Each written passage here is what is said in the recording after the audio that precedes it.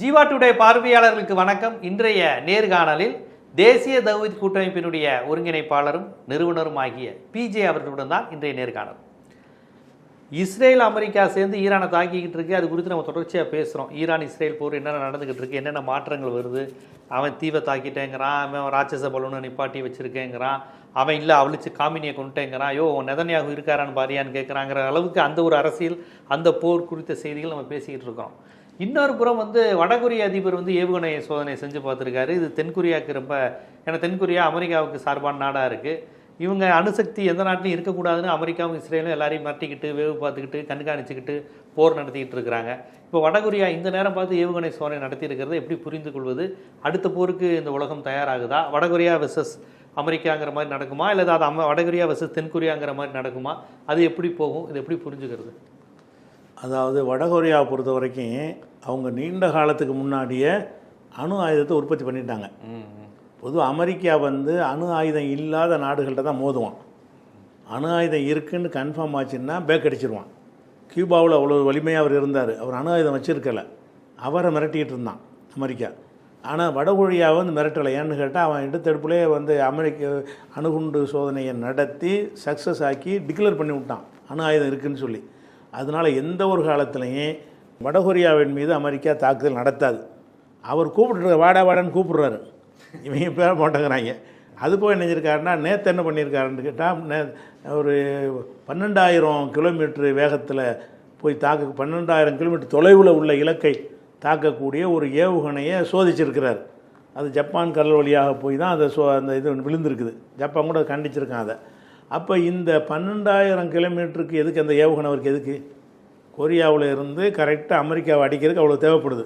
அந்த ஏவுகணை அடித்தா 12,000 கிலோமீட்டரில் அமெரிக்கா இருந்தாலும் அந்த அமெரிக்காவுடைய வாஷிங்டன் முழுசையும் கவர் பண்ணுற அளவுக்கு அந்த ஏவுகணை சக்தி வாய்ந்தது.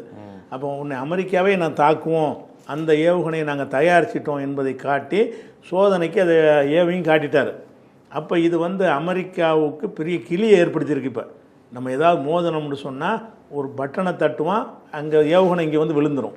அந்த 12,000 கிலோமீட்டர் வேகத்தில் வரக்கூடிய ஏவுகணைகள்லாம் எந்த ஏர் டிஃபென்ஸ்லாம் தடுக்க முடியாது. குறிப்பிட்ட வேகத்தில் வரும்போது தடுக்க முடியும். 12,000 கிலோமீட்டர் தூரத்தில் வரும்போது அது வர்றதே 15,000 18,000 கிலோமீட்டர் வேகத்தில் வரும். அவ்வளோ வேகமாக வரக்கூடிய ஏவுகணைகளை இந்த தாடு ஏர் டிஃபென்ஸ் மாதிரி வச்சுருக்காங்கல்ல, இதை கொண்டு தடுக்க முடியாது. அப்போ அமெரிக்காவில் தாக்க நினச்சான்னு சொன்னால் நேரடியாக அமெரிக்காவை தாக்கிடுவான் என்பதை நிரூபித்து காட்டியிருக்கிறான். இருந்தாலும் சைனா ஜப்பான் கண்டிக்குது தவிர அமெரிக்கா என்ன செய்யலை, வாயை திறக்க முடியலை. தென்கொரியா கத்துறான், ஜப்பான் வடகொரியா கண்டிக்குது. ஜப்பான் கண்டிக்குது வடகொரியா. நீ எங்கள் எல்லை வழியாக அது போயிருக்குது அந்த ஏவுகணை ஜப்பான் அமெரிக்கா ஆதரவாக எதிர்ப்பு நிலையில் இருக்கா? ஜப்பான் வடகொரியாவுக்கு எதிர்ப்பு. அது ஒன்று. ரெண்டாவது அமெரிக்காவுக்கு ஆதரவு தானே?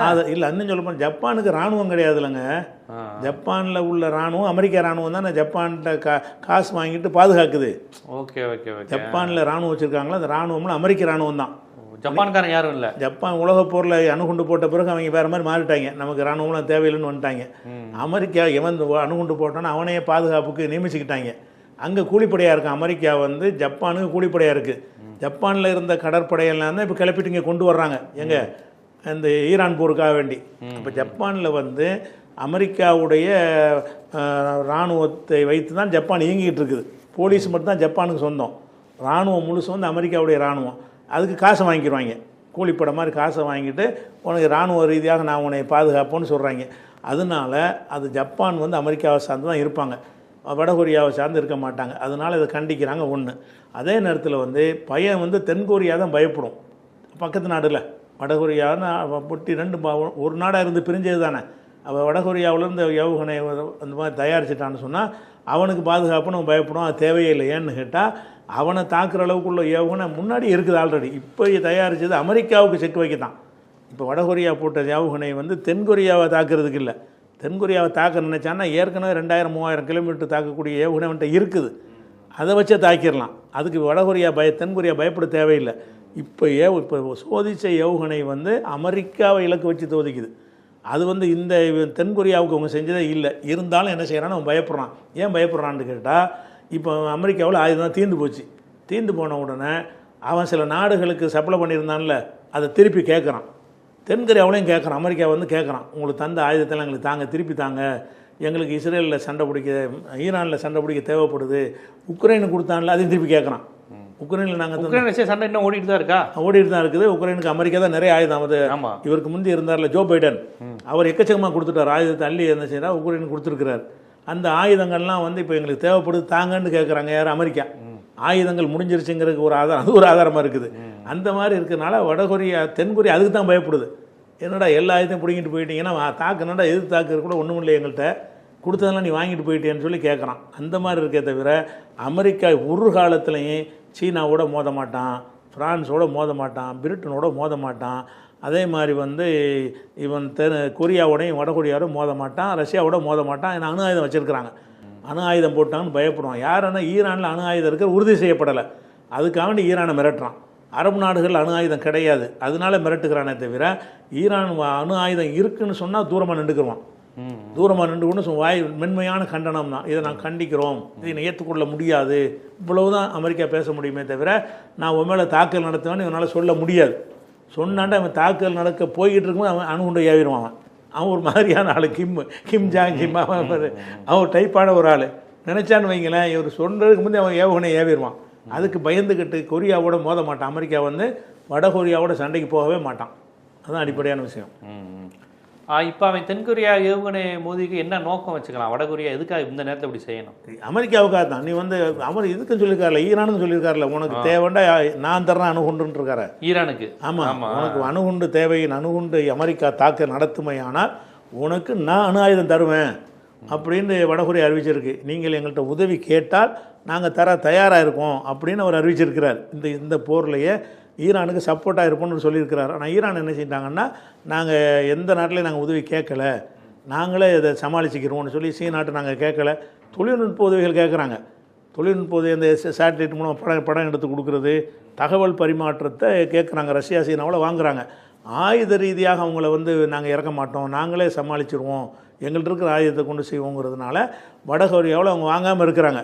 ஒருவேளை அணு ஆயுதம் மாதிரி தாக்குதல் அமெரிக்கா நடத்தினான்னு சொன்னால் உடனடியாக வந்து இவங்க வடகொரியாவும் கொடுக்கும், சீனாவும் கூட கொடுக்கும் அணு ஆயுதம்.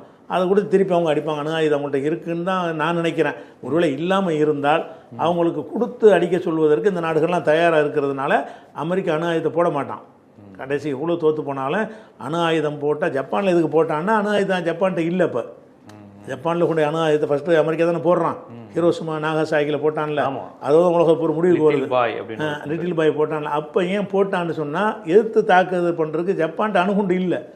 அணுகுண்டு இல்லை, இவன்ட்டு தான் அணுகுண்டு இருக்குது, அதனால போட்டானே தவிர இப்போ அந்த நிலை கிடையாது. உன்கிட்ட இருக்கிற மாதிரி இன்னும் பலர்கிட்ட அணுகுண்டு வச்சுக்கிட்டு இருக்கான். அணுகுண்டு நாட்டில் கொண்டு நீ போட்டின்னு சொன்னால் நீ போட்டு ஒரு 40 கிலோமீட்டர் அழிப்ப, அவன் என்ன செய்வான், அவன் போட்டு மொத்த நாட்டையும் அழிச்சிட்டு போயிடுவான். அதனால் எல்லாருக்குமே ஒன்று அமெரிக்காவை அழிக்க முடியும். அப்படிங்கிறதுனால அமெரிக்கா அணு ஆயுதம் இருந்துச்சுன்னு சொன்னால் பயப்படுவான். அதுக்கு தான் ஈரானை ஒடுக்க பார்க்குறான். அணு ஆயுதத்தை தயாரிச்சிட்டாங்கன்னு சொன்னால் எதுக்க முடியாது, அணு ஆயுதம் உற்பத்தி பண்ணிடக்கூடாதுங்கிறதுக்கு தான் துடிக்கிறது. காரணம் என்னென்னு கேட்டால் அணு ஆயுதம் இல்லாட்டி தான் மிரட்ட முடியும். அணு ஆயுதம் இருந்தால் மிரட்ட முடியாது. அதான் வடகொரியாவை மிரட்டவே முடியாது. அவன் பயப்படவே மாட்டேங்கிறான். ஏன்னு கேட்டால் அவ்வளோ அந்த சாதனைலாம் எடுத்து காட்டிக்கிட்டு இருக்கான். அந்த இராணுவ ஏவுகணையெல்லாம் வந்து மாதிரி அடிக்கடி காட்டுவான். அதில் பார்த்து என்ன பிரம்மாண்டமாக இருக்கும். அவ்வளோ ஆயுதங்களை தாறுமாறாக குவிச்சு ஒரு சர்வாதிகார நாடவர் இருக்கிறதுனால யாரும் எதுவும் பேச முடியாது. அப்படிப்பட்ட ஒரு நாடு. ஸோ இப்போ வடகொரியா போட்டிருக்கிறதும் அமெரிக்காவுக்கு ஒரு த்ரெட்டு தான். அமெரிக்காவுக்கு தான் இது போடுறான். இந்த இல்லை எந்த இவ்வளோ தூரத்துக்கு போக வேண்டிய ஏவுகணை அவனுக்கு என்னத்துக்கு? அவனுக்கு எதிரி தென்கொரியா தான். தென்கொரியாவை ஏறுக்கு 300 கிலோமீட்டர் ஏவுகணை இருந்தால் போதும். அதுக்கு எதுக்கு 13,000 கிலோமீட்டர் எவ்வளோ தூரத்துக்கு போகக்கூடியது இருக்குன்னு காமிக்கலாம். அவ்வளோ தூரத்துக்கு போக தேவையில்லை தான். நம்ம அமெரிக்காவை தவிர வேறு எந்த நாட்டை தாக்குறதுக்கு இது உதவும். இந்த 13,000 கிலோமீட்டர் வந்து வேறு எந்த நாடு அவனுக்கு பகையாக இருக்குது? அமெரிக்கா மட்டும்தான். அப்போ இதன் மூலம் மெசேஜ் என்னென்னா, அமெரிக்காவுக்கு சொல்லிட்டான், இனிமேல் எதாவது வச்சின்னு சொன்னால் ஒரு பட்டன் தான் தட்டுவான், கப்பல்லாம் ஓட்டிகிட்டு வரமாட்டோம், நேராக வந்து வாஷிங்டனில் விழுந்துடும். அப்படிங்கிறது தான் இதுக்கு மெசேஜ். இப்போ வடகொரியா வந்து அப்படி எதுவும் பிரச்சனை பண்ணிச்சுன்னா அமெரிக்கா தென்கொரியா வச்சு தான் சண்டை போடும். தென்கொரியாவுக்கு சப்போர்ட் பண்ணுறான். தென்கொரியாவுக்கு கடலில் பயிற்சி கொடுக்குறான். அவங்களுக்கு வீரர்களுக்கு ஆயுதங்களை கொடுக்குறான். அமெரிக்கா சொன்னால் கேட்கும் தென்கொரியா. அது கேட்கும். அவங்க சப்போர்ட்லாம் இருந்துகிட்டு இருக்கிறாங்க. ஆனால் வந்து இப்போ வந்து அவங்களாலையும் காப்பாற்ற முடியாதுங்கிற நிலை வந்து வடகொரியா உள்ள நுழைஞ்சு தென்கொரியாவை பிடிச்சிக்கிட்டா கூட அமெரிக்காவில் காப்பாற்ற முடியாது. இருந்தாலும் இந்த அது செய்யாமல் இருக்கிறான் வடகொரியா. கொரியன் 2 பேரும் ஒரே ரேஸ் தானே? ஒரே இது. அவன் கம்யூனிஸ்ட் இது, இவங்க கம்யூனிஸ்ட் எதிர்ப்பான, அவ்வளோதான் விஷயம். ஆனால் ஒரே ரேஸ், 2 பேரும் ஒரே இனம். ஒரே இனம் தான், கொரிய இனம் தான் அவங்க. தென்கொரியா முழுக்க அமெரிக்கா சார்பாயிட்டாங்க. ஆமாம், அமெரிக்கா எது வலிமையான நாடா இருக்கு? தென்கொரியா. வடகொரியா தான். வடகொரியா தான். தென்கொரியா வலிமையாக இருக்கு. வடகொரியான்னு வலிமையாக இருக்க போய் தான் அணு ஆயுதம் அவனுக்கு தயாரிக்க முடியும். தென்கொரியாட்ட ஒன்றும் கிடையாது. அவ்வளோ அமெரிக்காவோட பேக்ரவுண்ட்லாம் எல்லாமே அமெரிக்கா பேக்ரவுண்ட் உருவிட்டால் தென்கொரியா ஒன்றுமே கிடையாது. அமெரிக்காவுடைய ஆதரவு எடுத்துக்கிட்டான்னு சொன்னால் அரை மணி நேரத்தில் தென்கொரியா வடகொரியா சேர்த்துருவான் தானே. அமெரிக்கா பலத்தெல்லாம் தென்கொரியா நிற்கிது. பார்ப்போம். உலக நாடுகள் எங்கும் போர், ஒருத்தருக்கு ஒருத்தர் யார் சலைச்சது, யார் பெரிய அண்ணன், யார் யாருடைய அரசை வைத்திருக்கிறாங்க, பேருக்கு ஒரு அரசு ஆனால் பின்னால் இயக்குவது அமெரிக்கா, இப்படி பல்வேறு விஷயங்கள். இதை எப்படி புரிஞ்சுக்கணும், எப்படி இதை சரியான முறையில் இன்டர்பிரேஷன் பண்ணி மக்களுக்கு புரிய வைக்கணுங்கிறத ரொம்ப விரிவாக இந்த கொரிய போரின் மூலமாகவும் மக்களுக்கு எடுத்து வச்சிங்க. மிக்க நன்றி.